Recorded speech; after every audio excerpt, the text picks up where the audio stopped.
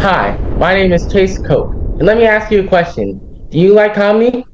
Well, if you do, I'm sure you're going to be very happy with this interview because today I'm going to be talking with comedian and Kappa who turned his life experiences into laughter, connecting audiences all the way from comedy clubs to college campuses.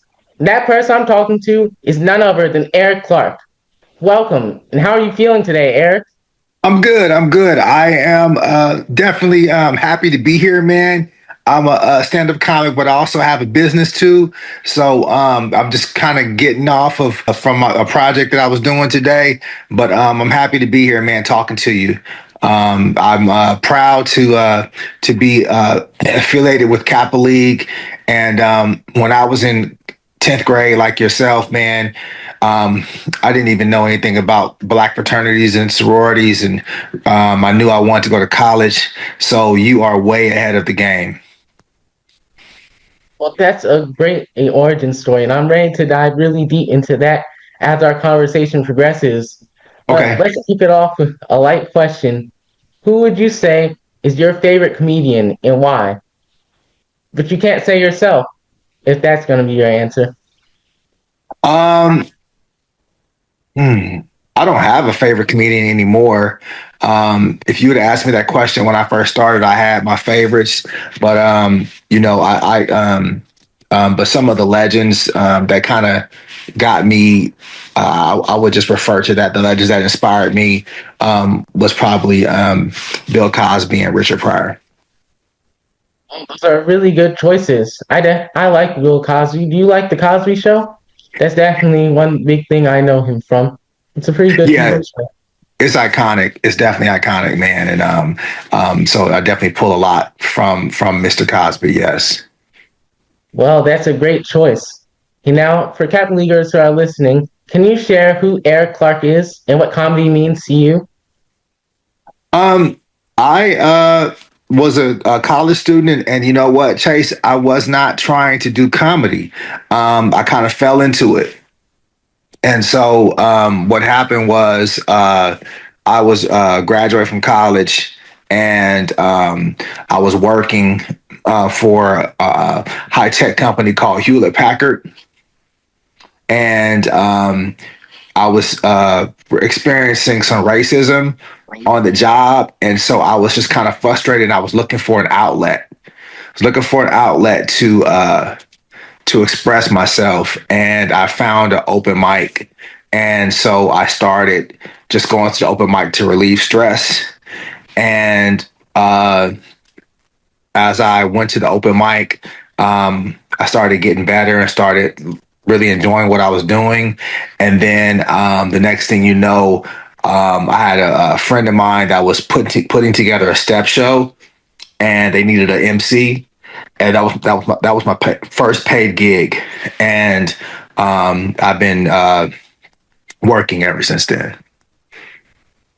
Wow, so let me ask, how, as your experience with the Kappas, I know you hosted your the step show, and I'm sure that's very important to you. Over the course of your time being in the Kappas, has that helped grow your passion for comedy over that time? Well, I can say that the fraternity has definitely supported what I do, as far as not only coming to shows, but also a lot of the different chapters of Kappa Alpha Psi have wanted to do comedy shows for fundraisers. So I've been kind of like a go-to person, especially here on the West Coast, of doing shows for our regional conferences for small chapters. And so plus there's a lot of Kappas that are in the comedy business also. So I've definitely collaborated with some of those brothers. So I am friends with a lot of brothers who are noobs who are in the comedy business, and we have actually have toured together and put on shows. We put on shows called the Kappa Comedy Tour. Also, we put on shows called the Kappas of Comedy. So that included brothers from brother named Delay, Billy Sorellis did a show with us one time. Joe Claire, I don't know if you know these names, but they are comics who've been around for many years. And so So the fraternity has been a addition or a plus to the business for me. Well, that's an amazing experience. What would you say that is your favorite part of doing stand-up comedy? I know it's given you release since before when you were working at a standard company, but over that time, is there anything else that you'd say is one of your favorite aspects of doing comedy? Being able to travel the world, being able to travel the world. I have went to let's see, one, two, three. I've been to several different countries doing comedy. I've been to I did the military tour, which is a USO comedy tour.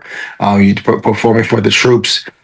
So I've been all over Korea, all over Japan, and then I was also doing work on some cruise ships also, and so I got to work in countries like the Bahamas, Belize, uh, Bermuda, Costa Rica. So, being a entertainer, you have to go on the road to make money. You know, you have to go across the country. So not only out of the country, but also seeing different parts of the country that I didn't. You know, I'm from the West Coast. So I'm from Oakland, California. So comedy has allowed me to go all over the country and all over the world. So that's one of the pluses about it. That's a great plus side. I definitely like traveling as well. And let me ask for countless leaguers who are interested in comedy, what steps would you recommend that they partake in if they want to go down that career path?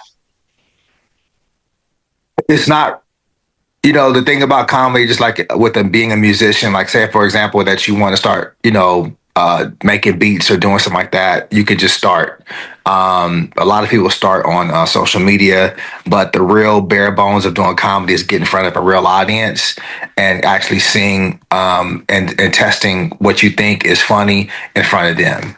So I encourage all people that if you want to do comedy, you're going to have to go to the open mics that are in your city.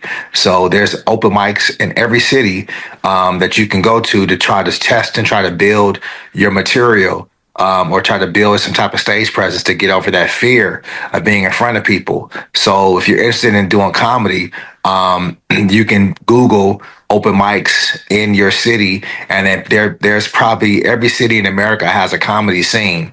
So you probably have to sign up, and you can go out there. You can test what you have, and so that's the easiest way to get started. So you know, you want to be prepared. You know, every comedy, every person that tries to do comedy, you're going to have shows that are going to be bad. That's just the way it is. You know, you know, you have to test your material out. You might think you're funny in front of your family, or you might think you're funny in front of your boys, but you don't know how something's going to land until you get in front of real people. And Oh, so, that's great. Sorry. yeah, so if anybody wants to do comedy, oh, there's plenty of open mics. Well, that's great advice. It's definitely important to get out there. And you definitely touched on something that, too, I wanted to ask you about. Everybody knows that comedy can be nerve-wracking, especially stand-up comedy, since everybody's watching you and you have to perform live, so you have to make sure that everyone finds it funny. But how did you personally build that confidence? Was it over time? What advice would you give to someone who is still in that stage of building the confidence to get out there and actually do stand-up comedy? Well, the thing is that you never really get over being nervous and butterflies. I still get butterflies doing comedy, even though I've been in the business for a while. So you never that never goes away. It's being able to manage it and being able to still think on your feet, and to be able to talk to yourself and tell yourself that you know you that is what you have written or whatever stage presence that you have is going to be okay. Also, you know, you have to have the you have to get over things quickly also. So if you have a show that doesn't go well, it couldn't be other factors outside of your just material not being good enough to where the show wasn't good. So you always have to, comedy is always, you always have to go back to the drawing board, and you have to revamp what you said or find another word that might be better for it. So it's not it's a craft. So you can be, you have to have presence and presence and personality, but at the same time you have to have good content. And so with good content, you have to, like I said, you have to test it out. So what I do is, when I do sets or when I am practicing, I video record myself and I audio record myself also. And so that way, after I do a show, I can edit and I can change things that I feel like it could be said better or delivered better.